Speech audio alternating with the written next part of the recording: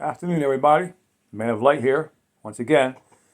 Um, I wanted to keep you updated on things that have been happening to me. And if you see my videos from this past weekend, um, when I went to pick up my audio recorder back in the area close to Cryptid Swamp where I got my cameras at, um, I was stalked by, a couple dog men. One in particular followed me all the way back to my truck. It was making all kind of noises and stuff, you probably heard it on the video if you watched it. It was hard to hear, but if you had headphones on, you would have heard it. And it was grunting like a growl type of a sound. And I took the video of that area, and in the video, it was hiding behind a bush, and you're looking at me. And you can check that video out if you haven't already. But also, what's happening back there?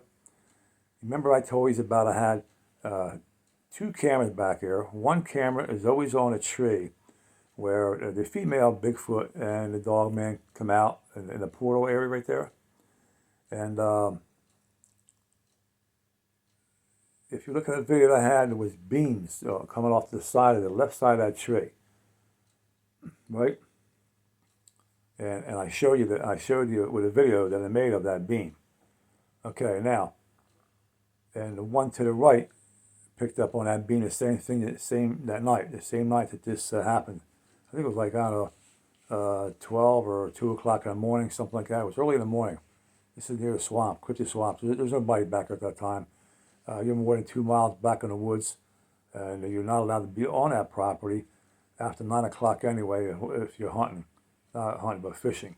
Other than that, you can't be back here. To make a long story short, I put up another camera. On an angle to see behind that tree where these beams are coming from. Okay? So I figured, well, I got it all boxed in now. I'll see where these lights are coming from and whatever's causing it, I'll see.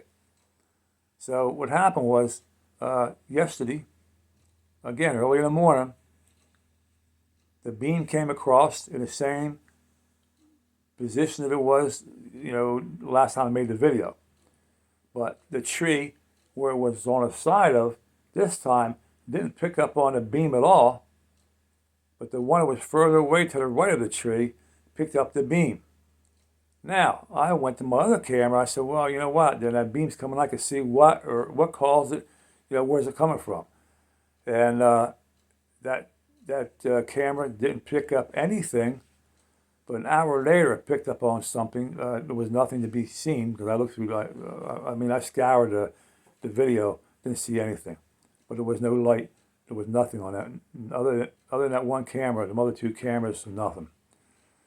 And that's the night after I went and got my audio recorder back from back over there. And then I was stalked by the dog man. So I think they're playing games with me back there. And another thing what I came across, now this is going to be bizarre because I can't believe it myself. But Roxanne, that's her name. Like I said before, I never gave it to her. That's what they called her. They called her Roxanne. She's a female Bigfoot. And you see my videos before when I called her, she was manifested on that tree. It's a portal tree. Okay? Dog man uses that tree also. But what I found out, where she manifested from, they call themselves humans. And she manifested herself into the humanly figure. You can tell that she's a Bigfoot from her face, but it's not boxed out like it was before. And you can see she had like a gown or something on, I guess it was. And you can see where her breasts were, like a woman would be sideways, profile. Her hair was cut short and was up on top. It was dark black like the rest of her body was before. And it looked like she had a gown on. So now they're showing me, it had to be her. Now they're showing me that they go into the humanly form too. So now I'm going back to 2013. If you go back in my videos, and I said about a man that I had seen walking in the second week of December, it was cold out, with a short sleeve dress shirt on. He looked like Dapper Dan, and he had creased pants on, dress pants. When he came over to near me, I looked at his feet. His feet were like 6 to 8 inches wide. No socks or shoes on, and his feet had to be 20-some inches long. Never batted an eye at me. Walked by me. Never said hello, nothing. Never made eye contact. Turned around, went back the same way. And that's one time I didn't have my camera, which I wish I would have had. And I bring it every time I go back here now, in case I see him again. But I'm thinking now, prior to that, at the same time, I had a master's woman running a course I had at Stanford College that I used to coach at for cross country. And we seen these tracks, looked like human tracks, but they were, the foot like dug in this way instead of laying flat like we do heel toe. It was like the foot bend where the arch was and dug into the ground like an animal would. And I'm 6 foot tall, so when you go take a stride at somebody 6 foot tall, just walking, you're going about 3 feet, maybe 3.5 feet, proximity of that. This thing, I had to jump from the right foot to the left foot, over 6 foot long. And where them tracks were is where this guy came from. And those tracks were following deer tracks. So it makes me wonder now, was he a Bigfoot that turned into the human form for me to see back then in 2013?